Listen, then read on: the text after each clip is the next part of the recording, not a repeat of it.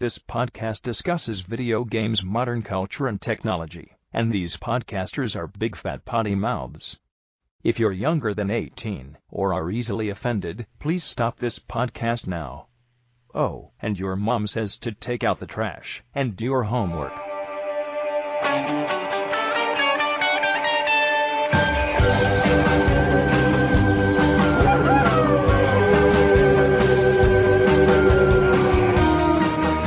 Hello everyone, welcome to GameHounds. GameHounds episode 265. We are recording on Wednesday, June 4th, the first Wednesday of June, 2014. I'm Edie Sellers, and with me is Holy Goalie and Nick DiNicola. Nick, you say hi first. What's up?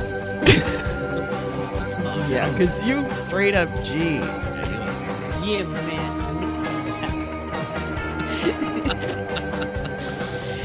Oh man, we're so white. What's the dealio? Well, I gotta tell you, for the first time, probably ever, I actually care what you guys got to say. All right? Usually I come in and you guys start talking and I go off and do a crossword puzzle or something until you're done. Yeah. Especially Nick. You know? But, yeah, no, you guys have both played Watch Dogs. Right. I haven't. This has been the most hyped up game since one of the last Halos, and you know how I feel about hyped up games. Yep. And I posted what I thought. Dropping little, I don't want to call them breadcrumbs. You guys have been dropping little turds on social They're media, Easter eggs. Twitter and texting and Facebook. You guys have been dropping these little turds about Watch Dog, and I'm like, okay, tell me more. I need to know. Should I get it? Tell me more. And you're like, yeah, wait till Wednesday. Right. So here we are Wednesday. So if you'd have hunted me down personally, I would have said something. Actually, I could have done it. That's true. You texted me. That's true. What more do I have to do? I'm sorry. I was just being a bitch. I'm sorry. Yes, you were. Yes, you were. Because all these people, like, you can't leave me hanging like this. You know, I know, but it's a big deal. I wanted you to have the organic experience of our thoughts and our feelings on the show to share with everyone. Well, I guess that's what we'll do. Anyway, so what have you guys been doing? Anything fun? Anything fun? No. But he got his stitches out. I've been moving. Yeah, that's right. How'd the move go? Pretty good. Yeah, you like the new place? Still just, yeah, it's bigger than I thought it would be. You getting used to your mom not making you dinner? Yeah. Well, actually, now I'm house sitting and dog sitting for my parents because they're up in Vancouver. Oh, that's right. You're not too technically sleeping in your own room. I've been raiding my own fridge, my old fridge, which is stocked with a lot of food. Oh, you're going to get over that pretty soon. Oh, man, those are going to be days when you just wander over to your parents' house just because you want to eat. I remember doing that. Coming home when Mom would do a load of laundry for me. Oh, it was so awesome. Now, I've got a laundry place right next to me, so that's not an issue. To do your own laundry, right? Yeah. Right. It's a whole other thing when Mom does your laundry and it ends up smelling like Mom's laundry. It smells like You'll know. Am I right, Goalie? Yeah, I can't really chime in because when I moved out at 17, I never looked back. Oh, see, yeah, I moved out at 19 for college, and it was like, you know, you'd come home and it's like, oh, there's all this food and it tastes good, and I didn't have to cook it, and oh my God, my mom did my laundry for me, and it was, oh man, she folded it like she always folded it. It smells so good. Oh, I love clean laundry when my mom does it. By the way, Goalie, can you put out a tweet on the Facebook to let people know that we're here? Yeah. So yeah, you'll learn. There's little things about home that you'll love and you'll notice, you'll miss. But then again, you're not that far away from your home, right? No, like 5 minutes. Yeah, exactly. So you'll be over. I go back for Game of Thrones. Okay, that's what I did fun this week. Game of Thrones, last 5 minutes. Yeah. Awesome. Oh, no, it's not awesome. If you think it's awesome, you're a horrible human being who should die. The last 5 minutes from the point of audience reaction, awesome. There's actually audience reaction videos of the. Okay, I'm actually watching right now an audience reaction video of like a crowd of people in a bar. In a bar, right? Yeah, that's the one I saw. And everybody's like, "What the hell just happened?" Pretty much, if you're getting used to the idea that if George R.R. Martin says it makes you feel like something is going to happen, it's not going to happen that way. Yeah. Well, all I got to say is, what was it? How many more episodes? Only 2 more episodes. 2. Yeah. The next 2 episodes are going to make that last 5 minutes seem like chicken feed. Just saying. All right. So we got our Game of Thrones thing out earlier. Anything else? Right. Anything else you want to talk about? The rest of the show, let's talk about the Stanley Cup playoffs. Okay. So the Stanley Cup playoffs are on? Really? Seriously? Tonight, the Kings and the Rangers play. Are the Sharks in it? No, Sharks are out. Oh. What we're going to do is we're going to break down all 4 lines, offense and defense, as well as the goalie matchups, including backup goalies and power plays on today's show. Starting with the Kings. Goalie, why don't you just start watching Game of Thrones? I'm so far behind right now. Start at the beginning. They're not. That's like saying you haven't seen Fisting Fireman #9. No, I haven't even seen 1. I don't want to jump in at 9. Fisting Fireman 1 through 8 are awesome. I know. That's what I'm hearing. Right. You should watch Game of Thrones from the beginning. It is awesome. It is awesome. I do plan on it. Actually, that's one of the things we actually sat down and so everybody's talking about it. We need to sit down and watch it and binge watch. Right. And just grab if nobody else has started watching Game of Thrones, you really owe it to yourself to start at the beginning. Don't feel like you're going to be left behind because there's a lot of people like you. The only thing I would recommend is make sure you grab the iPad app that will straighten out who's who, because knowing who's who helps. And unless you're the kind of person that can keep track of that kind of thing. I think it also helps if you're binge watching because you don't have a week or a year. That's true. Seasons. That's true. But man, you still get that app because it's got an awesome map. Yeah, the map helps a lot. Because it's like a video game. It's like a video game in that but you're not playing it. You have no control. Well, no, what's cool about the map is that it shows you, all the locations of the world, but also it has little expandable blurbs about things that happen there over the seasons. So you can actually watch this is where they were at this time and this is where they were at this time. Mm-hmm. So it gives you a real good sense of direction. Corey Wallace says it was a mind-blowing, skull-crushing finale. Yeah. God, jeez. I say aye to that. Sad.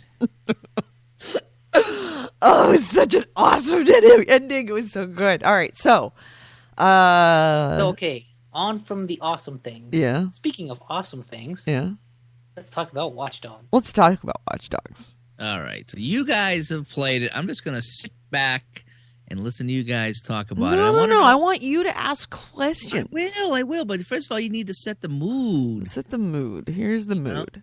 Okay, so start it up. What happens when you put it in, install the whole bit? Everything was all smooth. Everything was bad. Tell me. Everything's smooth.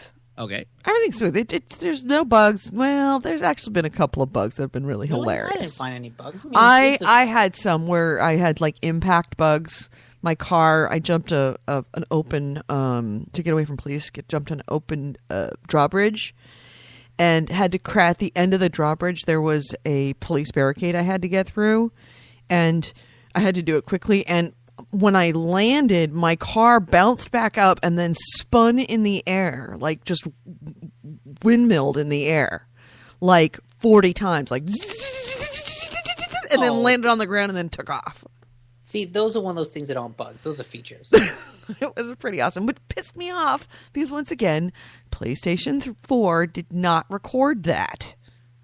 I don't know what's going on with it. It's not working. It's not working right. It's so not working right. I've tried doing some of the things that Chaos recommended, not resetting it to factory default, though that might be the one way to do it. But I can't even remember what it was. If you put into safe mode and choose one option to like reformat memory, it doesn't delete any of your data, but it just kind of like reorganizes it, and that's supposed to help. Okay. But I tried that and it still doesn't work. Oh, by the way, I have to scroll back up here in the chat room. By the way, if you want to join us in the chat room ever, please do when we record live. We got our own little cadre of the Peanut Gallery, our regulars and our irregulars, as the case may be. And yeah, it's always awesome to have them there. But Kevin Bolware says, so when Edie says your mom says to take out the trash and do your homework, I always imagined that she was talking to Nick. Now I don't know what to think. All right, so it is. Here's the deal about my take on Watch Dogs is that it is a game that is redoing so many other games and it does none of it well. It's a little bit Grand Theft Auto, a little bit Need for Speed, a little bit Far Cry, and then they've got this element of the hacking, which is kind of, normal. There's a little bit of an element of Assassin's Creed to it, but it doesn't seem like it really delivers any of that well. It doesn't take all these pieces and put them together and make an awesome sauce. It actually kind of makes it a very bland game. I have not really tried to like a game harder than this game. And I think the first night I put many hours into it, just dorking around, just free roaming, which was fun. That was your mistake. Yeah. Nope. And then I thought, okay, that's well, not I'm fun. not That's really the thing. enjoying it. The novelty of the hacking people was awesome, and I really enjoyed that. But then I realized, okay, I have a ton of money now, and you have to claim these towers. Essentially, you have to hack these towers to open up areas in the city. And it's like, okay, I've hacked all the towers that I can now. Now let's start in on the campaign. And I got bored. I'm like, all right, I'll start in on the campaign. That'll be fine. And I started to do that, and then I realized that the campaign isn't all that good. It's not. How can I say it? It's lacking a really good gripping story, and I know that I'm super far in. Super early in. I am very early in, but I put a lot of hours into the campaign, and I'm still early in, and I still haven't gotten it to grab my balls and try and take me along for the ride or care about any of the characters. The characters. Yeah, that's the kind of weird thing is that the first act is surprisingly long. Like I put way more hours into it than you have, and I'm still on the first act. Right, and it's like, oh, I just the character itself, the Aiden Quinn, is that his name? Aiden Quinn. Aiden Pierce. Aiden Pierce. That's it. Aiden Pierce, not a very good character. Kind of beige. Kind of totally beige. Well, like he's more than beige. It's just there's so much about him that he's a walking cliche. And so it's kind of hard to take anything he does or anything he says seriously. Because his voice, his normal speaking voice sounds like he's doing a Batman impression. Like a Christian Bale Batman. Like, I need to have this computer. And it's like, oh my god, you cannot take him seriously. Yeah. He's a joke. Yeah. And that kind of hurts everything about it. Because it's a very serious game. But also, I didn't like him because he's not really a hacker. No. Like, I expected to play as, the analyst. The person who, okay, they get a gun, but they're not necessarily, a field agent. And I would be using the hacking to outsmart opponents, to chase them down in a car and disable the car, to, hop between cameras and use the environment to kill enemies instead of me killing them myself. Right. And you can kind of do that, but it doesn't quite feel like that's all that effective, especially when you can just go in and shoot people in the head. Like that's always more. And that's what I think that's why there's one particular mission that is very, very early on where you have to sneak into the office building and hack a laptop that's up on like the 14th floor or something like that. And I was thinking, all right, I'm going to go in and I'm going to use, there's camera here. Okay, I'll use that camera. All right, I'll create a diversion here and get by him, and then create a diversion here and get by him and try and sneak in. And it took me so many times to get through. And I realized that the best way to get through it is just to go in there and just shoot the shit out of things. It's like, what? I was under the impression this was going to be more intelligent than just a run and gun. But in many ways, it's not. No, Aiden is just, the way I see it, he's kind of like a dumb jock that gets a hold of a super smartphone. Yes! That's exactly the way to have it. It's like, Aiden's not that bright, but he has some really good programs. And he's got this buddy named Bad Boy 17 that's like helping him, who actually is a hacker. Yeah, and like that's the thing. That's the person that does all the actual hacking. And Aiden isn't doing anything. But like, so okay, and here's another thing that I think is kind of dumb about the story and the character is that it doesn't seem like it really has a strong sense of direction, because like where you are right now, you're probably chasing down the person who like called your sister and threatened her. Mm-hmm. But that ends up being completely tangential to his main goal of like getting revenge on the people who killed his niece. Yes, and that's the thing. That's how I feel about this story this early on, that I'm trying so hard to get through this campaign for something that I know is not that important. It hasn't. Yes. They've relied upon the cutscenes of the death of the little girl to try and make me want to pursue it just simply for that fact. And that is such a trope. That is such an overused thing that it's like, okay, so I haven't really even gotten a sense of why they were coming to get him. If I'd cared about him, if I'd cared about the little girl, then maybe I would have actually been propelled by that event to continue on with the story and pursue the story despite the clunkiness of the game. And the other thing, by the way, speaking of clunkiness of the game, I do not like the control scheme. I want to say that maybe I am a bad gamer, but I have put quite a few hours into it, and I still have a hard time.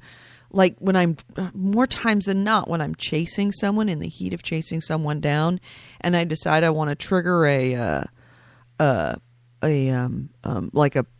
those poles that pop up out of a roadblock. Oh yeah, you know what I mean. And that's like, okay, all right. I want to change the street light so that it causes a car crash in front of them, so it blocks them in. More times than not, I end up falling out of the car because I hit the wrong button. Really? Oh yeah, all the time. And I thought to myself, man, I'm just really bad at this. And then I realized, no, I'm not bad at this. It's these are not intuitive feeling games, and I have to compare the control scheme, especially the running control scheme. I've gotten myself into so many times with trouble where I try to run, but I end up pulling a gun instead because I've hit the wrong button. Because both of them are trigger buttons, and one of them is the trigger. One of them is like I can't remember which it is, but one is the left trigger, and running is the right trigger. And if I hit the right trigger, I pull the gun. If I hit the left trigger, if you hit the pull the right trigger, that's run. It's like Assassin's Creed. I don't know why I'm having such a hard time with these fucking controls. And I think to myself, well, it must be just a bad gamer. But then again, I've been playing it for like many hours. I put in a good 2 or 3 hours and decided I hated it. And then I sat down and specifically played another, stayed on the campaign, played the campaign, and I played another big mission, which was the sneaking into that building. And it took me like an hour and a half. And I ended up getting it, but when I was done, I'm like, fuck, I hated that. Really? The whole time I was thinking, this is all right, but I'm not really, this isn't the game that's going to pull me away from something like Final Fantasy. And that's what I was expecting. I was expecting, especially considering the hype, I was expecting a game that would make me go, and what happens next? And what happens next? And what happens next? And it isn't doing it. And the gameplay for me is really not all that fun. It's not original. It's not novel. But the novelty of it, which is you walk around with your cell phone out and you can see people as you're going down the street. And then you can hack, listen in on their conversations and possibly hear of them doing illegal stuff or hack into their bank accounts and steal their money. That was fun. But after about an hour of it, I got kind of bored. Yeah, you can't. The towers, hacking the towers was kind of cool. I did enjoy that.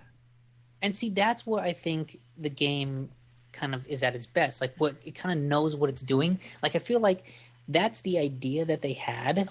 And then they're like, hey, we've got a good game. And they started making the whole city. And then they realized, okay, wait, we can't just do this. We have to do other things. Right. And then they threw in.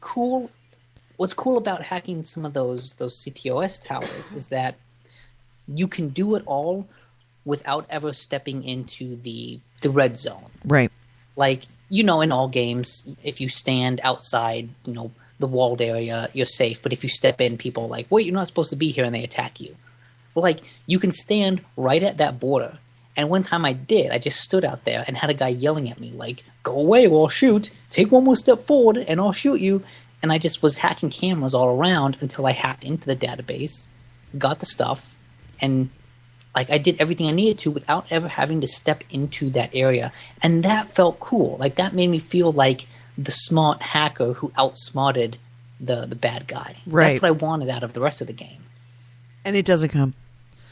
No. And Eric Cotton, another point that I'm not enjoying about it is it's set in kind of I would say, near future Chicago. Because, you have the CTOS system, which is the all-encompassing, all-seeing eye of everything.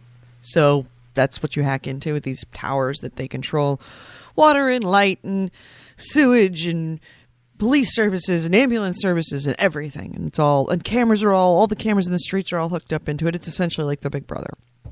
And it does not feel like Chicago to me. It feels like a city, but not Chicago. And Eric Cotton actually says in the chat room, I feel like that if Rockstar made a Chicago-based game, not necessarily a GTA game, but any kind of open-world game that was in Chicago, they would have nailed it. At least more than Ubi did. And exactly. I don't get a feeling that it is Chicago. I just get a feeling that it is a city. I don't know enough about Chicago to say that, but I do think that it's not a very interesting city. So I'm always comparing it to Assassin's Creed because that's the other big Ubisoft game, right? And the thing that's great about Assassin's Creed is that the environments are always so awesome to just walk around in because they're so unique. Right, they're rich. Yeah, but not just rich. It's like these are places you don't see, like the Middle East, Rome, ancient Florence, Boston, but, ancient old-time Florence, Boston, Florence, Venice. Yeah, even though West you haven't Indies been there, Ocean. You felt a sense of presence of the city. You felt a sense of place, you felt a sense of time, but mostly you felt the sense of place. And every place was different. And I don't get this whole unique feel of Chicago. It is just a mindless, faceless city. Yeah. It could be anywhere. They could have said it's Chicago. They could have said it was, Council Bluffs, Iowa.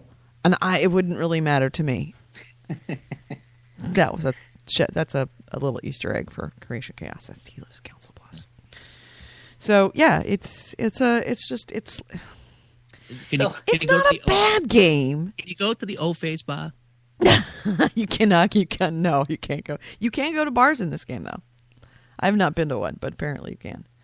But I wouldn't call it necessarily a bad game, even though I said I really fucking hated it. And I kind of do. After I play a couple of hours, I realize how much I hate the game because I expected so much more. I am actually happier with Thief than I am with Watch Dogs. Even though Thief by far is a much worse game, you know, the nuts and bolts of it is a much worse game than this. I didn't expect much from Thief, so I was willing to kind of give it a little leeway and play with it a little bit longer. This game, I expected a lot more, so I'm holding it against them, especially when you have the 6 months to polish it. Mm-hmm. And I just don't get the feeling that. Well, I was talking to Chaos, and he was saying that the when they were asked about what was quote unquote polished on the 6 months, it was adding when you walk around and you look on your phone and you see the details of the people that you're passing. There's less repetition. There's more That's varied. Good because I've played a lot and I've barely encountered any repeats. Exactly, and I think that was awesome. In fact, I have to say kudos to you. Yes, like that polishing helped. But what I heard in one interview is that they said, like, they had a game, but it wasn't really fun to play, and so they spent the next 6 months kind of retooling things in order to make it fun. But that kind of feels like what I said to you last night. They had a concept that was in search of a game. Mm-hmm. Like they had this idea of, hey, let's let you hack into a bunch of stuff. But they didn't think it through enough to be like, well, what is the player going to be doing every other minute of gameplay? Right. And it's like we have this cool idea that would last 10 minutes or, one mission. Right. But how do we stretch that into a, 60-hour? And we have this story that somebody just sat down and wrote out on a Post-it, and then we filled that in. Because that's as far as I can see on this story, that there is not a lot of originality. There's nothing that compels you to keep moving. It is like, oh, he's a hacker and someone killed his daughter. No, not his daughter. His niece. That's it. His niece. And he's looking for the guy that killed his niece. It's like, really? You couldn't go farther than that. The thing about the story that's kind of just weird and kind of funny and dumb is that it almost loses track of itself all the time. Because like I said, the thing you're doing now is completely irrelevant to the thing that, Aiden wants to do. Really? And after you do that, you'll go on this whole mission of you have to there's this guy. The game opens with this kind of attack on a stadium, and you're in the stadium, and you do a blackout, and then that stadium. I have to say, that stadium, that was the coolest thing in the game. Was that opening? Yeah, it was. That was awesome. It starts off pretty good. If the game was all like that, that would have been great. But the thing is that once you step out of the stadium, then they give you a gun and a car. And by the way, did we mention there's parkour involved? Really? Parkour? All of a sudden, it's Mirror's Edge. Well, the thing is this. There's also, it's not really parkour. It's not a parkour game. He can't climb walls twice his height. Oh. So it's you always have to look for an extra little stepping stool. Right, you have to look for boxes. Oh, he's just nimble enough so that you think you could climb stuff and constantly just run into walls. But with the story, so there's a guy from that stadium who's still alive who can ID you. And you're like, okay, we have to, get rid of this guy because he can ID Aiden. We don't want that. But he's in prison. So Aiden is like, well, I'm going to break into prison. That way I can show him I can get to you anywhere and scare him into not ratting me out. Well, in order to get into prison, you have to... there's another group of people who are trying to get to that guy. And so you have to hijack their mission. In order to hijack their mission, you have to intimidate their leader. In order to intimidate the leader, you have to find his cousin. In order to find his cousin, you have to hack into this other thing. So there's these layers upon layers of objectives until finally, you get into prison and it's wait, why am I breaking into this prison again? I completely forgotten what I was going to do. And even then, it's hilarious because the reason that Aiden wants to break into the prison and intimidate the guy is he's like, well, I don't want to have to kill him, I want to show him how powerful I am and scare him, Uh-huh. But didn't he have to kill a bunch of people? In the process of breaking into the prison, you kill 30 prison guards. And then you have to run from the cops. And, okay, the game kind of sets up those prison guards as corrupt, but then when you leave the prison, you're chased by the police. And ended up killing a couple police officers who probably weren't corrupt. So, way to go with that not. Yeah, I'm somebody, they really didn't spend enough money on writers. Bottom line. Didn't spend enough on writers. Well, like, what's sad is that I feel like a lot of this game has similar problems that the first Assassin's Creed game did, where that Assassin's Creed game had a cool idea, you know, with setting up these assassinations and being able to climb on everything, but it didn't quite fill out the game, you know, to the degree people wanted. So you ended up repeating a lot of stuff. But underlying that kind of issue of repetition was an interesting story that felt like it really knew where it was going, and an interesting, very well-crafted world. And with Watch Dogs, it feels like they don't have any of that. It's like the story, they didn't have a good core idea of what they wanted the game to be about. Like with Assassin's Creed, you get a real good sense that, okay, you're on the tip of this weird conspiracy involving aliens and ancient beings and, you know, ancient wars between these two secret societies. Like, there's all this information teased to you, and it feels like, okay, there's clearly something bigger going on here, and it feels like the writers know what it is. There's nothing like that in Watch Dogs. No. Yes, exactly. That you get the feeling in Assassin. You said it perfectly. That's what I'm talking about. Having a weak story and having just kind of a lackluster and unimaginative. Is I don't feel like there is an imagination in this story. Yeah, it's like they didn't have any direction. No, it's like they had a cool concept and then just like threw spaghetti at the wall and saw what sticks and put that together into a game and said, look, it's a game. Yeah, I would say this game is more of a proof of concept than an actual game. That's what I'm hearing. That's a good way to put it. That this game is the concept and the whole idea behind it is going to be great for Watch Dogs 2. That's what it feels like. Yeah. It's a proof. This is a proof of concept of Watch Dogs 2. Yeah, it could be a good game, but not the way it is right now. It's missing so many elements that make a game really compelling to play. So yeah, I'm sorely disappointed. I'm totally pissed at myself that I paid that money. I haven't felt bad about buying a game before than this, and I really feel bad about it now. Wow. Really? Kevin Boulware says, wait, so everyone I hear talk about Watch Dogs says it has a dumb story, bland environment, and poor game mechanics, and they say it's okay or meh. Their description sounds like the game sucks. It's not the thing is, it doesn't suck, because the actual act of playing it is okay. Right. Like, the mechanics are well put together enough that you play it and you're like, okay, this is a competently put together game. But a lot of the disappointment comes from the fact that we didn't want a competent game. We wanted a great game. We didn't just want a good game. We wanted something revolutionary. You promised a lot. You promised a lot and did not deliver it.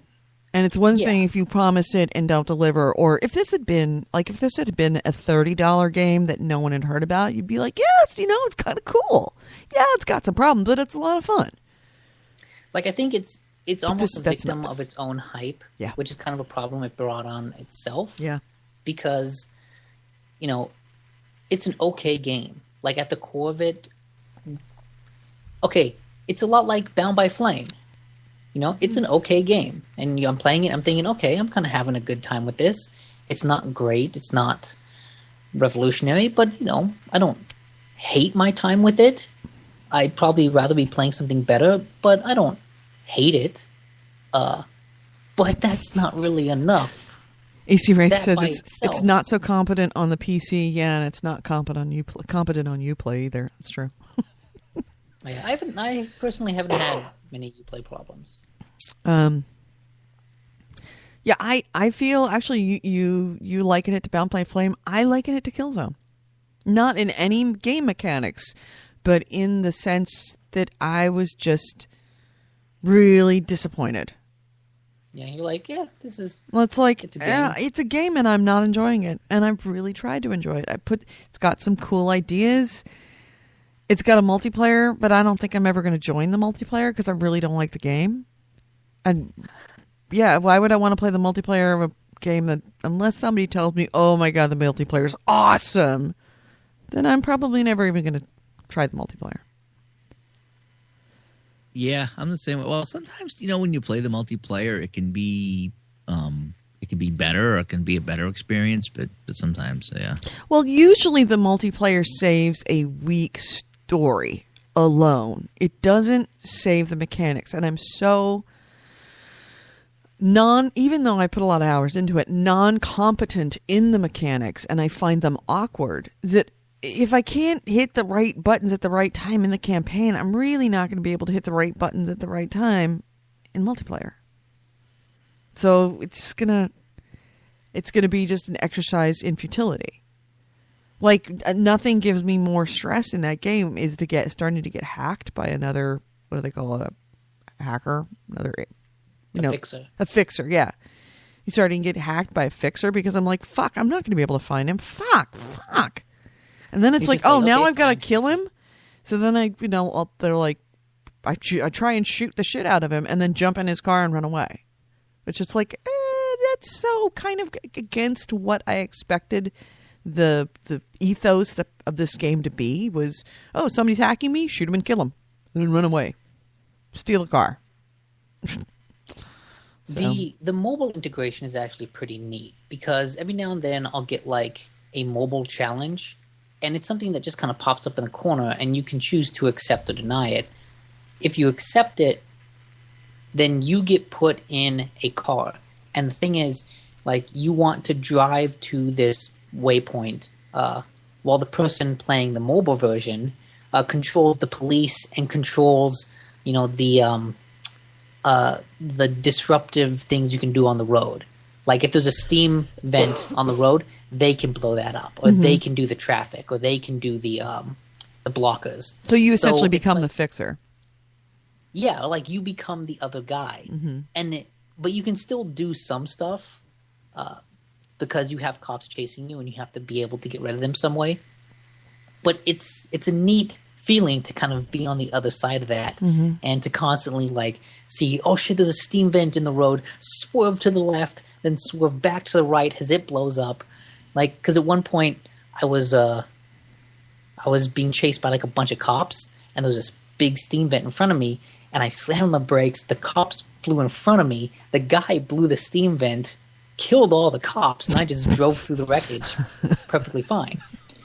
And like, there were some really cool moments where, like, when you're being chased by the police, the game does a nice thing where it has this little like blue thing that well, like, if you're driving to an intersection and you can turn on that intersection or change the lights or the blockers, it will turn blue if you can take out a car. So basically the game is telling you, like, okay, if you activate this power when it's not blue, nothing's going to happen. So it's nice that it gives you that ability to kind of look behind you and get the timing right without having to really think about that, because you're driving, so, you've got a lot on your mind. But there are a lot of cool moments where there's a cop car, like, right on my ass, and I'm driving toward a set of blockers, and I activate it at just the right time, just as I'm going over, so they pop up and hit the back of my car and pop my car up in the air, but the cop car just slams into it and gets destroyed. Yeah, I've had that happen when running, like, opening doors and running through garages. Yeah. Yeah. Like, close the door on them. Really, there's some cool moments in it. There's a lot of cool moments. Makes up for a lot of the stuff is that you're like, oh man, there's some stuff here that's really, really neat and original, and you're like, oh, these are the moments that I wish there were more of. Right. In fact, I think the best way to play the game, which is kind of ironic, is the way that Conan O'Brien played it on his show, is just to go around Chicago and fuck up Chicago. That was the most amount of fun that I had was just fucking things up. Just hitting blockers as random cars go by and just causing a multi-car pileup. Oh, and then you get a fire truck involved, and it's awesome. But that's mostly, especially if you're doing it from a camera where it's like, hee hee, no one will find me. I am a evil villain. Yeah, you feel like a supervillain. You feel like a supervillain. And that, actually, I got the most amount of fun. That's why I played so much of it the first night, because I was enjoying that. But once I actually turned towards the game itself... once you're actually supposed to be a good guy... I don't mind being a good guy. Because you can do a lot of shitty things and still be a good guy. But it's like, why am I doing this? Why am I running around doing this? Unfortunately, there's not enough of screwing with the city that makes it worthwhile to do that. But boy, they put a lot of work into it. I'll give them that. I'll give them a lot of that. And I hate to harp on this poor thing, but I'm going to, because I'm a mean person. The driving mechanics are terrible. Oh, yeah, the cars are just so swirly. Oh, all of them. And it's not just one. It's not the low-end cars. It's the high-end cars, too. They're all squirrely and hard to control. And that's what I heard. I heard that it was tough. The driving is not fun. It's GTA's driving way better. Way, way, way better. Mm-hmm. So... yeah, I'd say Watch Dogs is a solid game. Gameplay, what does that say? Mechanically a solid game, but I wouldn't call it necessarily a really good game. I'd say it was a meh game. So if I had a hard time enjoying GTA 5... If you had a hard time enjoying GTA 5, you fucking hate this. Okay. Oh, I was wondering if it was different enough or maybe better enough. No. No? No. It's worse. I would say it's worse. Way worse than GTA 5. Oh, yeah, GTA 5 was fantastic. Yeah, it's much better than GTA 5 is much better than this game. I still think, man, you got to get to the end of that game, because that ending is like, oh my god. Like, people who say that the GTA 5 is just about, like, killing people have obviously not beaten it, because that game has a, like, really, really damning social commentary. I've got to go back to that. All right. So yeah, that's pretty much all I played that in Final Fantasy to get the Watch Dogs taste out of my mouth. Well, I was playing another hacking type game, which I think is pretty cool. Mm-hmm. It's called Hack Run for the iPhone or iOS, which is just hack and then run. Because run is like the name of, or kind of the acronym of this company that you're hacking into. And what's cool about it is that it looks like a sort of DOS prompt thing. Yeah. So that when you go there, it's a black screen with just a bunch of text, and like you'd have to type in like H for help to see all the different things. So you're constantly typing in command prompts and trying to hack into this this database. So it actually looks like you're hacking, but it's simplified and streamlined in a way that is it slowly expands in a way that like never feels overwhelming. It looks like you're hacking, but you're not actually doing anything like that. It looks like you're entering complicated command prompts, but you're really just hitting letters. But what's cool is that it gives me the feeling that Watch Dogs should have, because since it's on my iPhone, I can play it anywhere. So, I'll go to work and I'll play it there. I'll be at home and I'll play it there, in the car, at a light. You can do anything, and it's a neat feeling to kind of feel like I'm hacking into this database from anywhere I want, anywhere I can be. And like that gives me the kind of sense of badass hackery that Watch Dogs should have. So you're saying if you want to play a good hacking game, don't play Watch Dogs, play Hack Run. Yeah, exactly. Now, is this a PS4 game? No, iOS. Oh, that's right, iOS. How much? Actually, there's a free version. And I downloaded the free version, and I've just been playing that. I should probably give them a couple bucks because I really like it. Yeah. Okay. Let me do that. But yeah, I think it's pretty cool.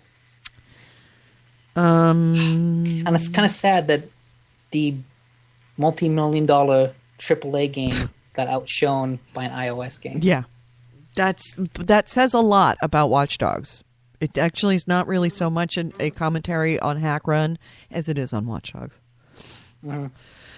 So, yeah, pretty much, I guess they sold 4 million copies of Watch Dogs so far. That's not surprised, because, yeah. I mean... and they were all people like me who bought into the hype. Yeah. And GameStop said that it was, like, the most pre-ordered game. Yeah. So, Goalie, what did you play? Anything else?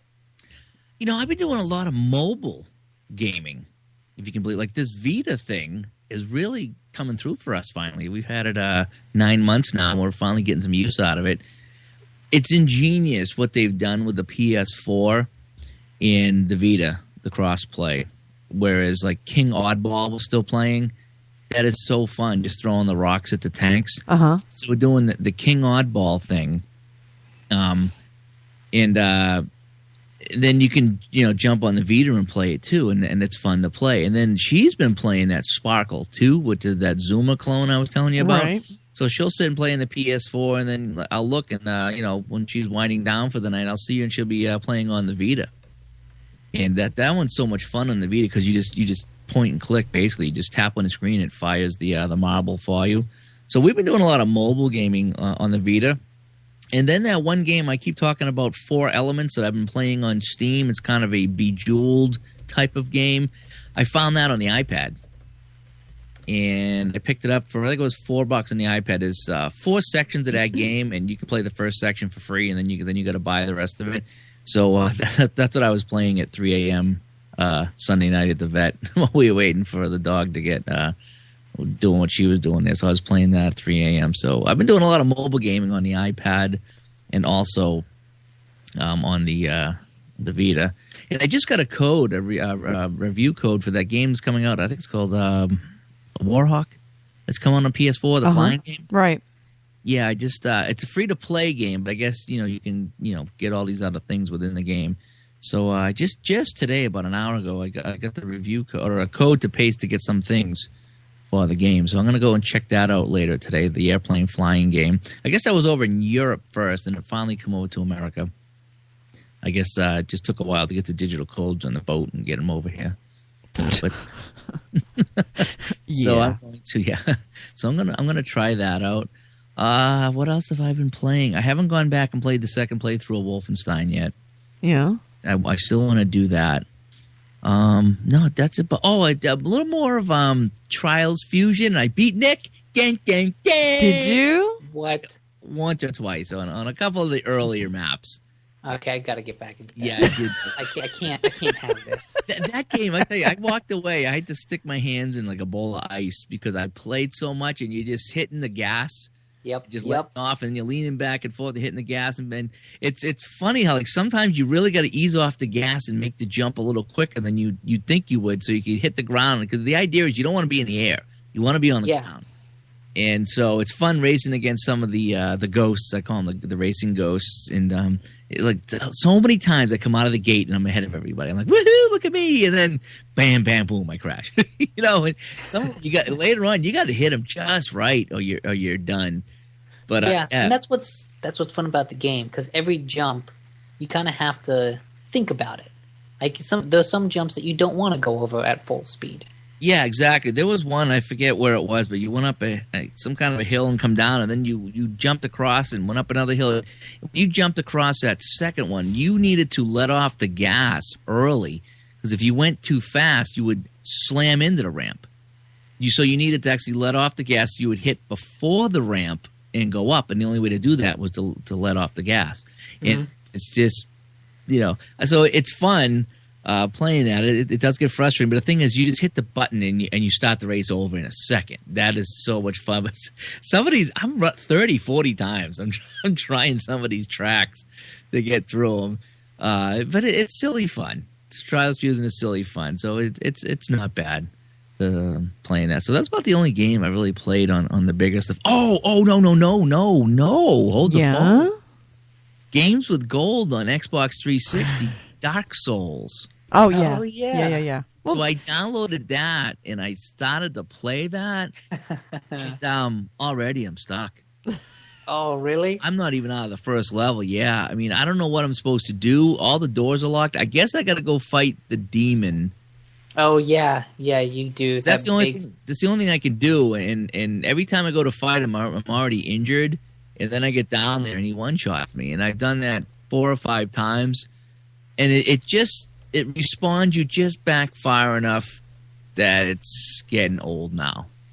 You know, like Trials Fusion, you spawn at the beginning, boom, you go. And so some other games, even Wolfenstein, had a pretty good system where if you died, where it brought you back. This one, I guess that's the idea of this game, is to make it a pain in the ass, Dark Souls. But it was enough that I was like, yeah, I think I get the gist of it, and I'm not really into the hacking and slashing games too much, and this one it's for me, it's just not my type of game. So I did try Dark Souls 2 and Dark Souls 1. Didn't hate them. I gotta say, I didn't walk away hating them, but I'm definitely not going to be playing them anymore. That's cool. So, I'm glad you tried them. At least I tried them. I gave them a shot. I mean, and again, you know, this one was free, so I might even go back and try to bang it out one more time. But when I start dying a lot, like we talked before, my video game time, I don't have a lot of it. So when I sit down, I need to maximize that time. Mm-hmm. And dying over and over in a game that I kind of don't care about is not good use of my time. And the first Dark Souls has a much harder opening because, like, it opens with that boss. Like, you have to kill that giant thing. Yeah, and you get that's the only way to get forward. And it's like, man, how do I, you know? And I get that's what the allure of the game is, because it's like when you beat it, you probably want to pump your chest and, you know, in the whole bit. But yeah, it's just not my type of thing. So, but I did try it, and I was kind of glad I did. I'm kind of bummed to hear you guys talk about the Watch Dogs. I was kind of hoping you guys would say it was awesome and I'd love it. And you do this, you do that. But I can imagine, like I say, it's almost like a lather, rinse, repeat from what it sounds like. No, it's not a lather, rinse. It's definitely not lather, rinse, repeat at all. But it's just, it's not a lot of fun. It's not as good as you want it to be. Yeah, it's not fun.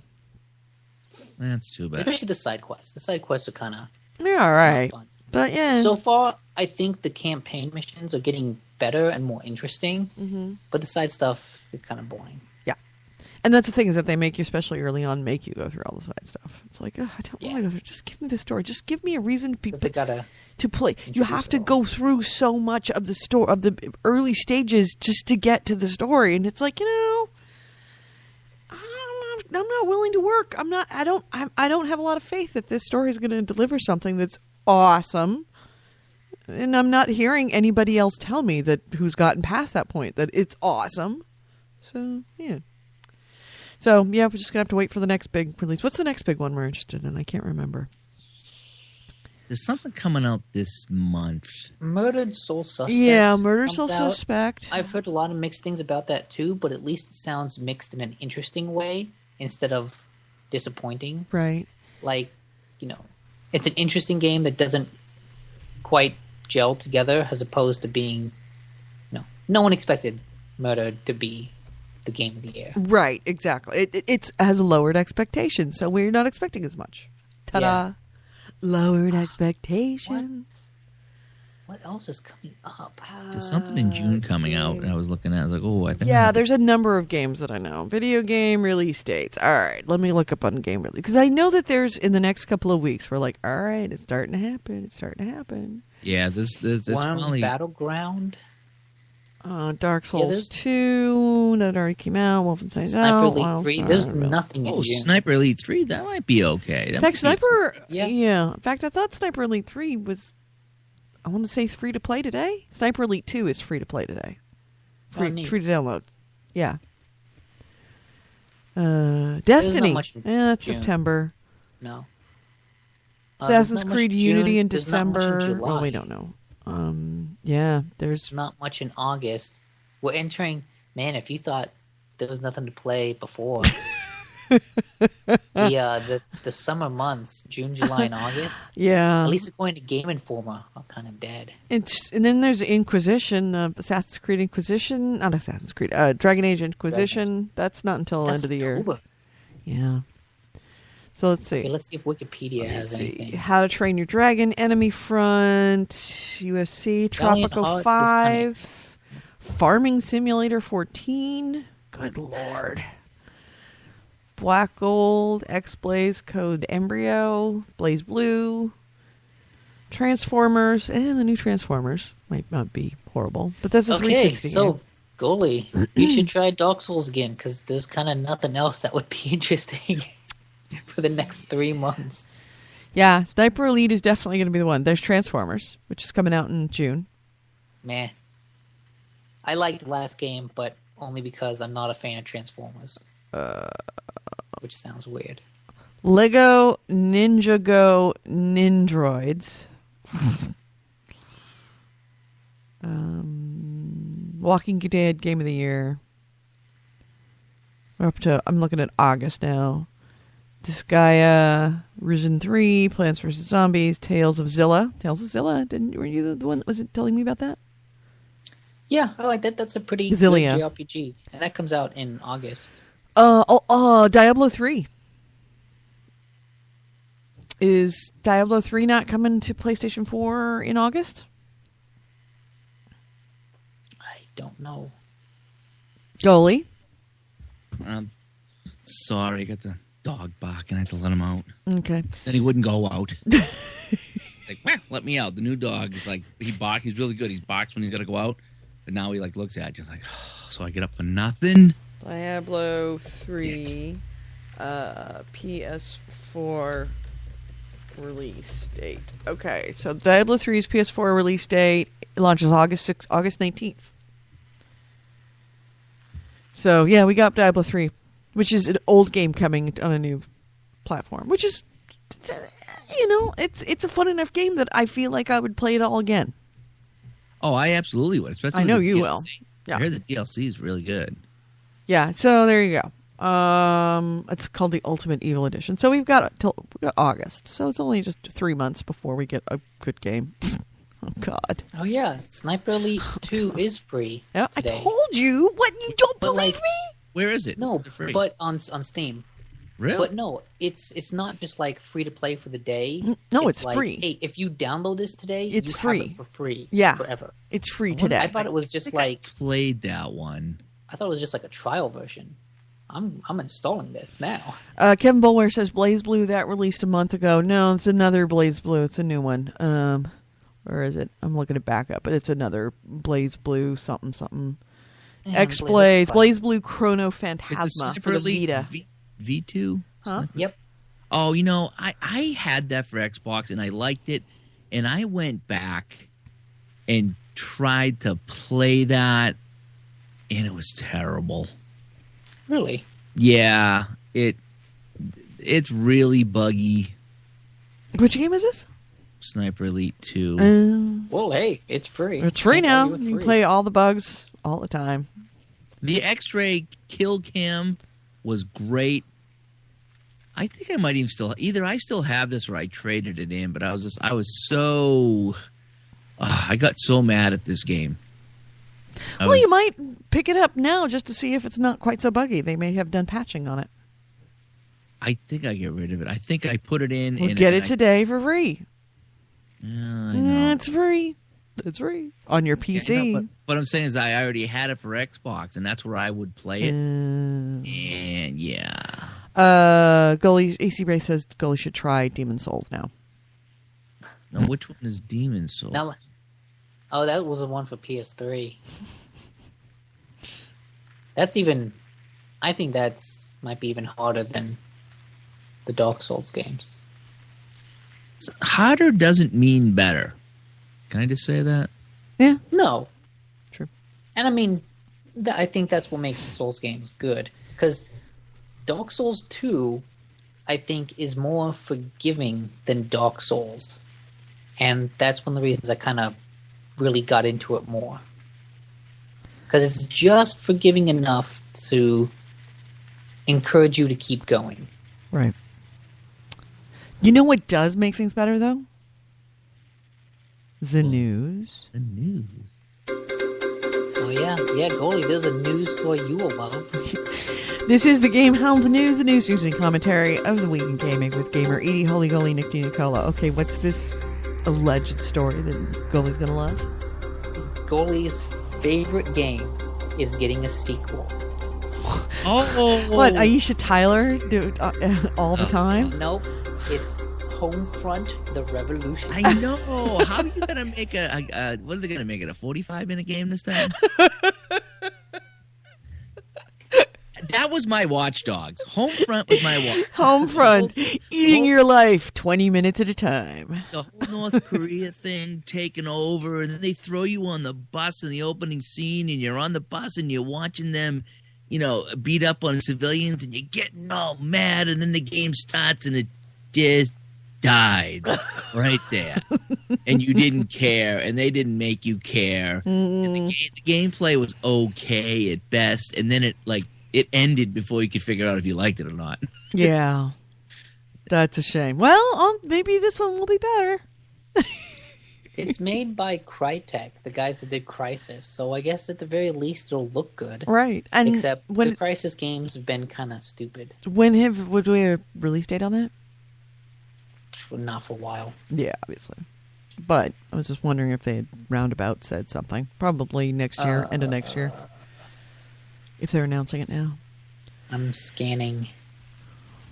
Sometime in 2015. There you go. Good. Hang on, friggin' dog, hang on.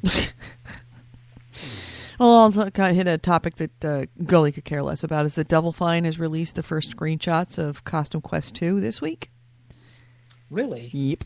And the studio has also revealed that the platform it's questing on, it's going to be on the PS4, the Xbox One, Wii U, 360, PS3, Windows PC, Mac, and Linux. In time, quote-unquote, in time for Halloween. So it's coming to next gen. Neat. It's coming to pretty much all consoles except the Ouya. Which is really funny because what was the one that they just had? The one they just did? Double Fine Adventure was... That's not on Ouya, is it? Yeah, that just came out on Ouya today. Oh. What's the name of it? It's not Dragon Age. I've got that in my head. Oh, Broken Age. Broken Age. Thank you. Broken Age just came out on Ouya today. Or at least they announced it's coming to Ouya. I can't remember which. They have another cool game coming out called, Hack and Slash. But it's like a hack and slash game like Zelda. Gee, what a surprise. Except instead of having a sword, you have a USB port. And you can plug it into literally anything in the world and kind of hack it. You essentially change its properties. Oh, so kind of cool. One of the puzzles was there's a wall of rocks and you had to get past them. So you had to go up to a rock, hack it, and basically tell it to move 3 spaces ahead, or make it too light so that you could push it.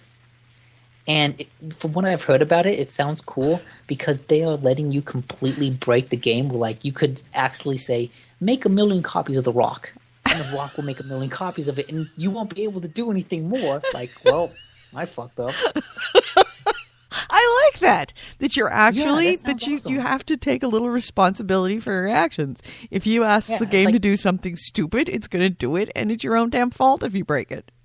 It's like you're actually reprogramming the game on the fly. That's kind of cool. Yeah, I'm excited for that. Let's see what else. Sony announced today that it is discontinuing the PSP in Japan. It noted it discontinued American shipments back in January, but the company told Associated Press that the PSP is to continue in Europe until later this year, while The Verge adds that there are no discontinuation plans yet for lines in Latin America or other Asian countries. So, the PSP is dead. All hail the PSP. So, essentially we got the Vita that replaced it a long time ago. So the PSP is gone. So the question is that when are we going to do a New Mexico excavation of the dead PS Go's? Were they Were they buried? What did they do with them all? Because they pumped out a bajillion of them and didn't sell like maybe 4. There's somewhere out there in this world a container box full of PS-Go's. I remember I was actually at Tokyo Game Show when they announced it, and I saw it, and I was like, "Oh, that's cool! I want one." Oh, another one of those fucking idiot things I said. Unfortunately, I didn't buy one. Well, speaking of free games, Uncharted 3 was free on PSN for about a minute. A minute until someone realized that it wasn't supposed to do that, and they changed it. But hey, if you got it. Good for you. Good for you. Yeah. It was that wasn't for PS4 though, because I think I saw that. I was like, I don't have. The Telltale's games are coming to the new consoles. Yes, I'm so Walking glad Dead for that. And Wolf Among Us. The problem is, here's my issue: is that the decisions that I have made, I don't want to have to go back and play all the games again and remake those decisions. Mm-hmm. Especially, maybe not so much Wolf Among Us, because I could redo those. It's not that much time, and I enjoyed them, and they're fun. And I might even just make some different decisions. But Walking Dead, I have going to have 2 seasons on that. And I don't really want to have to go back and play 2 seasons of the game just to get a previous save. So... And I know that they do certain things, like when I restarted the PlayStation, the Xbox 360 Season 2 of Walking Dead, it couldn't find my old save from Season 1. So it did ask me some pertinent questions about what happened at the end of each. That's good. No, I'm sorry. I take it back. It made assumptions about what I did. Like, it showed you in the past. It's like, okay, here's like previously on The Walking Dead. And it showed you cut little snippets of these important events that you had a decision in, but it made assumptions for you. And I didn't like that. Now, one of the things I did like that I wish they had done was like in Mass Effect 3, where you could make a decision. You could tell them, okay, did you start a relationship with Ashley? Did you start a relationship with Caden? What did you do in these important points in the previous game so that we can keep you up to speed? You kind of a little bit of, if you couldn't import your previous save. So I guess I could do it over again. It's not that horrible, but I really would like to stay with my save. Mm. It's something important. That's weird. Like, why wouldn't they just let you kind of make those decisions? Yeah, I really wish they had, but I guess they didn't. Last of Us. No, remember when we last left Uncharted? They had lost like pretty much everybody from the writing staff at Naughty Dog. Mm-hmm. Turns out that they've announced that the next Uncharted game is going to bring over the writers from The Last of Us. Bruce Straley and Neil Druckmann, who were co-leads on Last of Us, they're going to take charge of this next game in the Uncharted series. And this is what Naughty Dog co-president Evan Wells revealed to Game Informer this week. Straley, who served as game director, and Druckmann, who served as creative director for The Last of Us, will be taking over from the previous Uncharted writer, creative director Amy Hennig, who departed Naughty Dog for Star Warsier pastures at Visceral Games earlier this year. So, there's a lot of patching up, but it kind of makes it... Have they said that there's not going to be another Last of Us?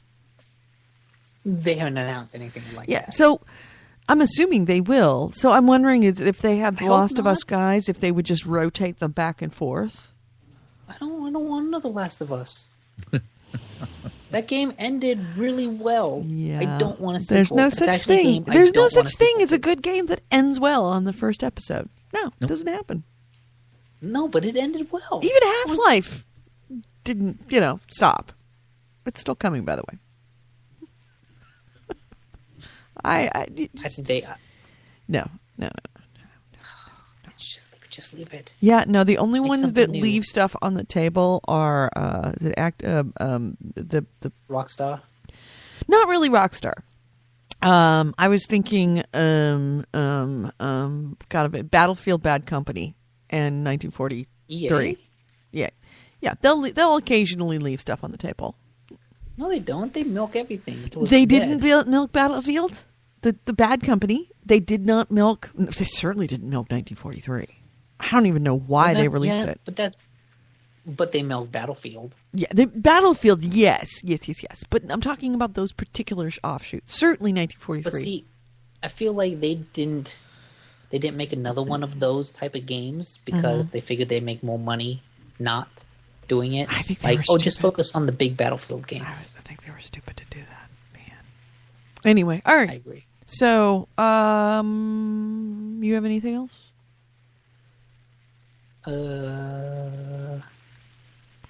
Really? That's all you brought? You said you had a lot. Off the top Well, of my it's a head. little bit slow right now because remember, Monday is E3. And the exactly. leaking is really going to start. I'm surprised it hasn't started already. Probably this afternoon. That's when the E3 leaks are going to start coming out. Well, there have been a couple leaks of things. It's just that they're not super big things. Like there's a bunch of new apps coming for Xbox One. Yeah, in fact, I guess there's a Xbox One June update. It's there. But boy, yeah, there's a whole lot of, man, I'm so glad I don't work at Joystick or any of those other places because it's so hard to find something else. So, by the way, remember Reading Rainbow? LeVar Burton? Mm-hmm. Yeah, you saw that he had a Kickstarter and they needed $1 million because he wants to restart Reading Rainbow and needed $1 million. And within 24 hours, he got it. And so now they're just making money hand over fist. Reading Rainbow apparently might be coming to PlayStation and Xbox, which I think is a genius idea, especially for that particular television show because of the name recognition with the parents. That's right, that they remember loving Reading Rainbow and they want to show it to their kids because Reading Rainbow's not around anymore. So it's like, and it's just a really, really, really good idea to put this on Xboxes and PlayStations. Right now, they've reset their goal for 5 million. And he says that when we reach our goal of 5 million, we'll also be able to bring the service to mobile phones, Android game consoles like Xbox, and set-top boxes like Apple TV and Roku. I saw that. They keep upping the thing, though. Right, because why wouldn't they? If you ask for $1 million and you get it from people who are enthusiastic for it in the first month, I mean, for the less than 24 hours, then you go, okay, well, let's see where else could we take it? What are our next, steps? What are our reaches that we can do with this? Because if we get more money, we can go other places. So I think they're flat out saying this is where we're going to take it. We're going to take it beyond just television. I'd do the same thing. Oculus is reportedly partnering with Samsung for a phone-compatible VR device. Essentially, you would phone. A phone. In fact, there's a mock-up. Somebody put a mock-up up here. I'll let me give you the link for this mock-up. I'll put the. How would that work? Well, this is not it. This is just I'm sticking it in the chat room. I'll stick it in here so you can see it in Skype chat. This is just a mock-up picture. Oh, that looks dumb. No, like I said, it's just a mock-up picture, but it's an idea of how it might work. That looks like, what are those little toys that you had way back when? Viewfinders, a GIF. It looks like a viewfinder. Right. What's the gamer forum that's GIF? That's it. That's what I've always called Neo GIF because I remember the GIF viewfinder. Oh, remember that? Ching ching. Mm-hmm. I mean, I told you there was a restaurant here. This is going back 10 years ago, but they would hand out viewfinders and you'd look at your desserts. Oh, that's awesome! That's joke. an awesome idea. Would you like to see our dessert menu? Chink chink. And you go and you start clicking around. It's like, oh, I want the brownie. The brownie looks good. Viewmaster. That's what it was. Corey Wallace. Yeah, GIF Viewmaster. So yeah, I guess we're running on top of it. It's slow time. Oh, Battlefield Hardline. Yeah, IGN, I think it is, kind of has said that it is going to have a beta on PS4, and it has to sort of do with the E3. I guess there was an E3 showing at. Let's see, where am I looking? There we go. I'm looking for the story, and I'm looking for it on Joystick. EA is going to bring the beta of Battlefield Hardline to PS4. According to IGN, the site said it learned readers had received PS4 beta codes from Sony after they RSVP'd attendance to one of the company's E3 screenings at cinemas. According to their reports, the beta grants access to 2 game modes and a map called High Tension. Additionally, an unnamed IGN source said the beta is indeed coming to the Sony system. News of a possible console beta isn't surprising following yesterday's leaked video, the latest in what has been a titanic old time for the EA shooter. The video, pulled by EA, shows alleged footage of a PC beta, and it followed last week's spring of assets in an internal 6-month-old trailer. So yeah, apparently there might be a beta coming to PS4 for Battlefield Hardline, which I would be very interested in participating. Yeah, I'm interested in that because it's not made by the same people. It's not made by the same people. It's not. It's Battlefield into the future. It's got some interesting twists on the Battlefield canon that I'm interested to see how it goes. So, Kevin Boulware asks, excuse me, Kevin Boulware asks, so what's the one announcement at E3 you're hoping for? What would make you just flip out? Ubisoft gets a new spokesman. Netflix is going to relaunch Oh, you know what? That Firefly. reminds me. I saw Aisha Tyler in Watch Dogs. Yes, I saw that. Someone else had that too. Tweet. I says I can't stand her, and the guy says, "Yeah, neither can I." No joke. What? Yeah. What else? What other things could come up that would make me flip out? Mass Effect 4. No. Well, they've already said Far Cry 4, right? Yeah. Yeah, I guess seeing stuff about that, seeing you ride an elephant. Yeah. I'm excited to ride elephants. Let's see. What else? I'd like to see that Star Wars game that they teased last time. A little bit more from that. Battlefield. Lost Guardian. The Last Guardian. I'm sorry, Last Guardian. I would be very interested to see that come out. You guys that would get me really excited. Yeah. I don't expect that at all. Well, my whole Star Wars thing, you guys just walked all over that. No, we heard it. No, like remember it was Battlefront. They showed the thing come down, the foot come down. I'd love to play that. I still play that once in a while. I have that on Steam. It's not that it doesn't run that good. Yeah, but I do have it. So I'd like to see that. What else?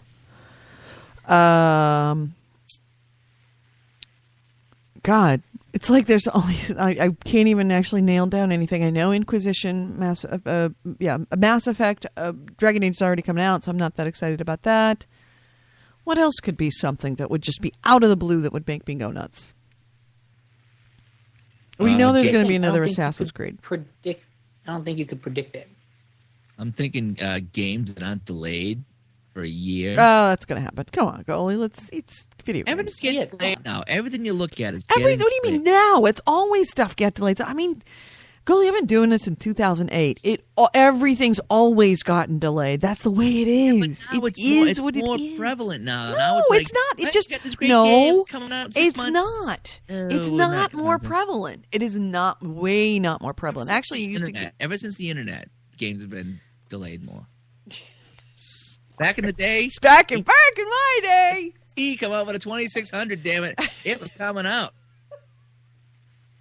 All right. Yeah, I guess that would be like the big things that would make me lose my mind. I'm trying to think what else.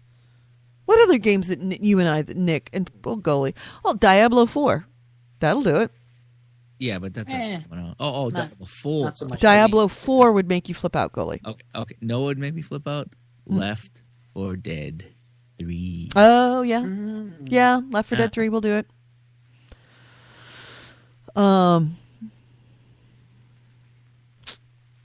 Yeah, if Left 4 Dead 3 and it's an open world multiplayer 8-person open world. Oh, 8-person. Yeah. Well, I'm thinking a nice long, instead of four levels, 6 or 8 levels, 8-player total chaos. Yeah, or even 16 versus 16 total chaos in multiplayer. Yeah, I didn't care for the multiplayer too much. It was okay. I enjoyed it. It was okay. I'm trying to look here. I'm going to stand up and look at my list of my games that I've been playing recently. So, hold on a second.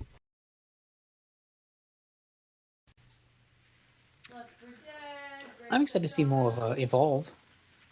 Yeah, I'm hoping that doesn't get pushed back. They're saying, what, September on that?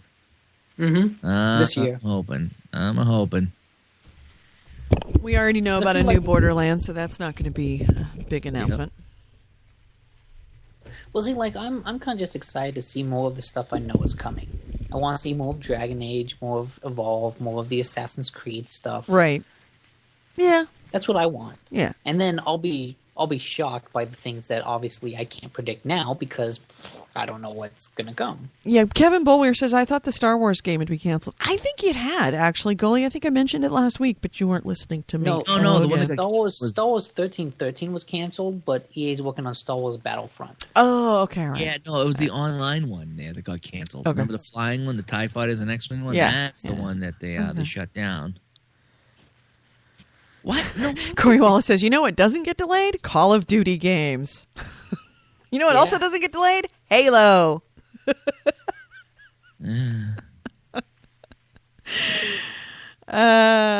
So Corey Wallace says, Candy Crush for consoles. Kevin Bowler says, I'm super excited about PlayStation Now.